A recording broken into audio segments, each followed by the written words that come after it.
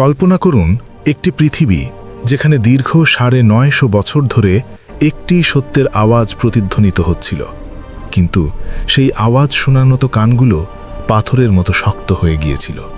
তারপর হঠাৎ একদিন পৃথিবীর বুক ফেটে বের হতে শুরু করল উত্তপ্ত পানি, আর আকাশের দরজাগুলো খুলে দেওয়া হলো এক ভয়াবহ আযাবের জন্য।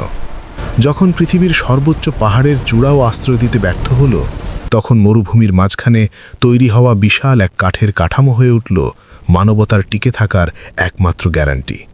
সেটা কি কেবলই একটি নৌকা ছিল, নাকি আল্লাহর সেই চূড়ান্ত ফয়সালা যা পৃথিবী থেকে কুফরের নাম নিশান মুছে দিয়েছিল?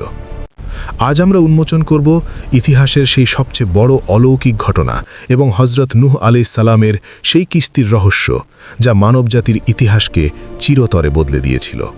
ইসলামিক ইতিহাসে হযরত নূহ আলাইহিস সালামের কাহিনী কেবল একটি গল্প নয়, বরং এটি সত্য ও মিথ্যার মধ্যকার সেই চরম সংঘাতের পরিণাম যা শতাব্দীর পর শতাব্দী ধরে চলেছিল।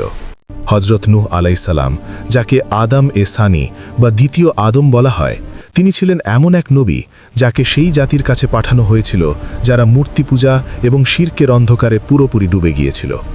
দীর্ঘ ৯৫০ বছরের দাওয়াত, ধৈর্যের চরম পরীক্ষা এবং পরিশেষে আল্লাহর সেই কঠিন আযাব যা পৃথিবীকে পবিত্র করেছিল।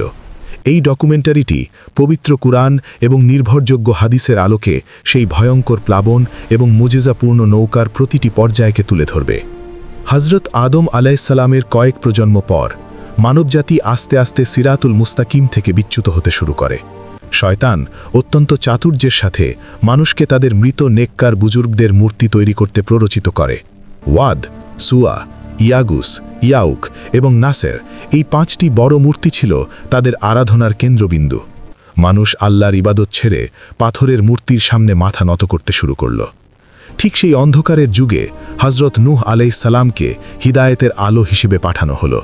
তিনি দিন রাত প্রকাশ্যে এবং গোপনে মানুষকে এক আল্লাহর দিকে ডাকতে থাকলেন। কুরআন সাক্ষ্য দেয় যে যখনই নূহ আলাইহিস সালাম তাদের ডাকতেন, তারা কানে আঙ্গুল দিত এবং নিজেদের কাপড় দিয়ে মুখ ঢেকে ফেলত যাতে হকের আওয়াজ তাদের কানে না পৌঁছায়। দীর্ঘ ৯৫০ বছর, এটি কোনো সামান্য সময় নয়, কিন্তু হাতে গোনা কয়েকজন ছাড়া পুরো জাতি তার সাথে উপহাস করল। তারা তাকে পাগল বলল, তাকে পাথর মারার হুমকি দিল। যখন সীমালঙ্ঘন চরমে পৌঁছালো, তখন আল্লাহর নবী সেই দোয়া করলেন যা অরশ কাঁপিয়ে দিল। হে আমার রব, এই পৃথিবীতে কাফেরদের একজনকেও অবশিষ্ট রেখো না। আল্লাহ তাআলা তার নবীর দোয়া কবুল করলেন এবং নির্দেশ দিলেন, আমার চোখের সামনে এবং আমার ওহী অনুযায়ী একটি নৌকা তৈরি করো। এখান থেকেই শুরু হলো এক অভাবনীয় অলৌকিক কাজ। হযরত নূহ আলাইহিস সালাম আল্লাহর নির্দেশ মতো শাল বা সেগুন কাঠের তক্তা সংগ্রহ করতে শুরু করলেন এবং মরুভূমির তপ্ত বালুর ওপর এক বিশাল কাঠামো তৈরি শুরু করলেন। মরুভূমির মাঝখানে, যেখানে পানির কোনো চিহ্ন নেই, সেখানে বিশাল নৌকা তৈরি হতে দেখে কাফেররা হাসাহাসি শুরু করল। তারা পাশ দিয়ে যাওয়ার সময় বলতো, হে নূহ, কাল পর্যন্ত